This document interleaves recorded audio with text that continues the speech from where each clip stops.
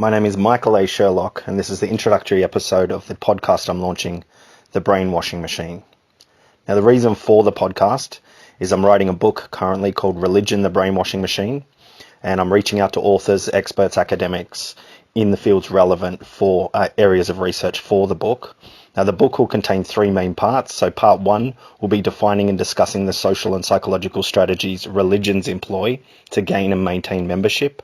Part two will provide examples of the numerous pitfalls with the outcome of the employment of these strategies and of religious and mindless adherence to ideologies in general.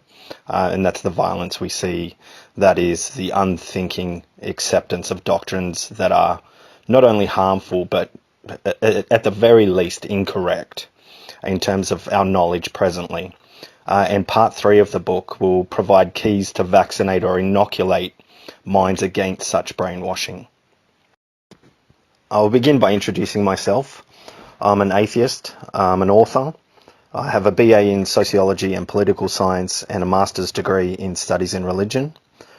And I first became interested in writing about religion when I was doing some social anthropology courses in the course of my sociology degree. And I became very interested in ancient comparative mythology and looking at a lot of the comparative myths that exist within Christianity, particularly, and Judaism, and those major Abrahamic faiths. And then I moved on to become, I guess, a little bit more interested in the social and psychological aspects of religion and the outcomes, which are quite frequently detrimental to our species. And so that's the reason why I am, I guess, an outspoken atheist, is because religion does in fact poison everything. And there is an argument to be made, well, a lot of good can come from religion, but to circumvent that argument, all you need to do is bring up evolution, and evolution contains a much better explanation for why we as a species cooperate, why we have norms of reciprocity that help us to be a more cohesive species. And religion is one of those aspects that causes division more than it causes unity. It causes tribalism. It causes so much mayhem on this planet, and there is a tome of historical evidence for this, and current affairs even reveal this. So that's why I'm an outspoken atheist, and that's why I write what I write. Now, a key topic I'll be writing about in my upcoming book, Religion, the Brainwashing Machine, is indoctrination. Not just childhood indoctrination, but also adult indoctrination. And these are areas that I wrote about throughout my master's degree in studies in religion. Now, with regards to childhood indoctrination, I think most people would agree that is the primary means by which religion spreads and religion is maintained. If you think about the human mind as being an organic computer, that software can be uploaded, that it can be programmed, and that even software can be deleted, although in the case of the organic computer, the mind, it's a lot harder to delete programs that have been there for a long time. So it's a very painful process for a person who has an investment in a belief to shed that belief. And for that reason, we see that religion still thrives in this age of information where we've disproven most of the doctrines, yet we still maintain religion as one of, I guess, a sacred institution in society. And there are a number of other reasons for that as well.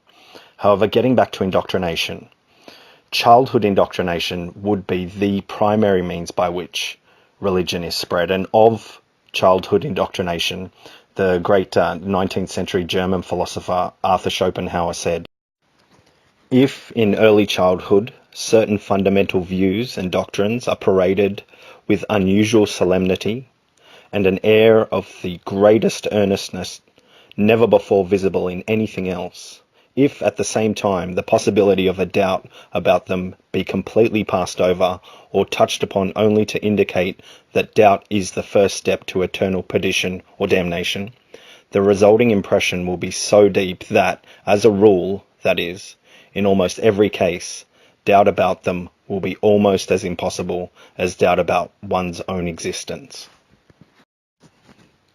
For anyone who's suffered the intolerable experience of trying to debate a deeply religious person, that certainty will be something that comes through all the time as a theme in the discussions. And of that, Will Durant once said that intolerance is the natural concomitant of a strong faith. Tolerance grows only when faith loses certainty. Certainty is murderous. Now we see this in ISIS, we see this in the blasphemy laws in Pakistan, we see this in the religious fervour of extremists. This is one of the primary dangers of religion, is that it fosters this level of certainty.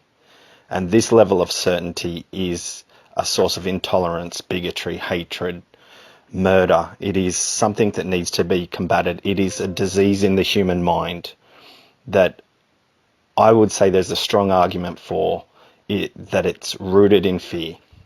Not just the fear of death, but the fear of uncertainty as well. And religion provides that certainty for a lot of people who essentially are cognitively lazy, who are living in fear of being independently minded, living in fear of not having the answers, when it's perfectly reasonable to not have the answers in a lot of aspects in life.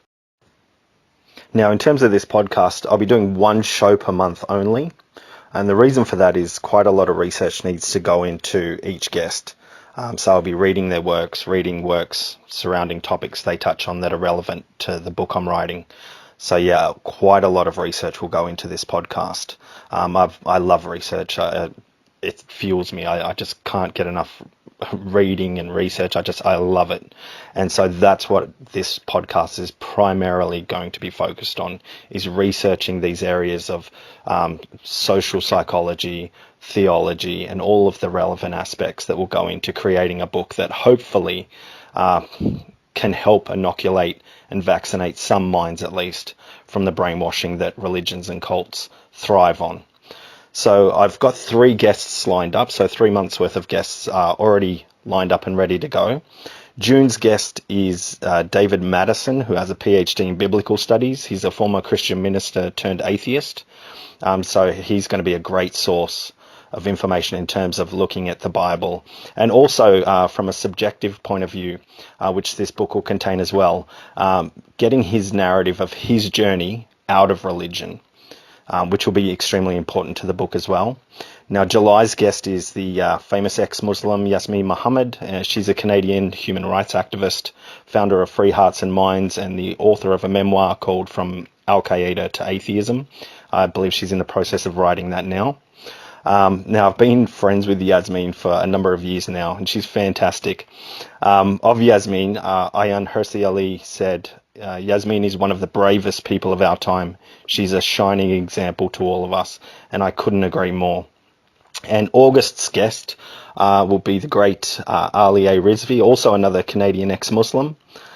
He's the author of The Atheist Muslim, and he's also one of the founders of the Secular Jihadists, which I'll eventually go on. I'll get there, Ali, don't worry. So he's received high praise from, notable public figures, Dawkins, Pinker, many others. So I'm really excited to have these guests on.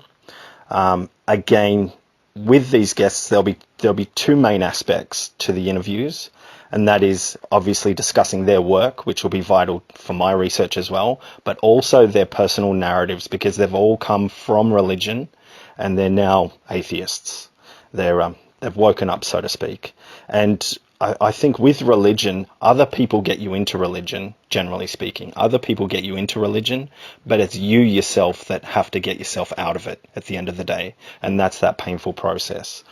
Now, I've got a fundraiser going to fund equipment so I can pick up the quality of this, because at the moment, obviously, there's quite low quality, and I apologize, but it's also going to be more information based, this podcast. So I'm more concerned with content rather than style, to be honest. If you want to support the podcast, there's 2 ways you can do it. You can contribute to the fundraiser that I've got going, that's to purchase equipment so I can lift up the quality. But to be honest, I'm more concerned with content rather than style. So there won't be lots of bells and whistles, but I do want it to be audible. I want it to be clear so that people can actually enjoy listening to it and get the information from it clearly. So you can contribute to that fundraiser, and then you'll get immediate access to episodes as they're released, or you can become a personal patron of mine, and for $1 a month, I'll give you immediate access to the episodes as well. But if you don't have those funds, eventually I will be publishing these episodes on YouTube for free for everyone. Okay, so I'll wrap it up here. I hope you get something out of the podcast. I'm not that much of a speaker, although I have spoken at public events and universities and so forth, and I've just recently been invited to come and speak at Cambridge University on civil liberties and human rights with regards to atheism around the world. But at the same time, I'd say I'm more of a author than a speaker, but practice makes perfect. I'll do my best to get better, and I'll do my best to provide you with a quality podcast that you can get good information from.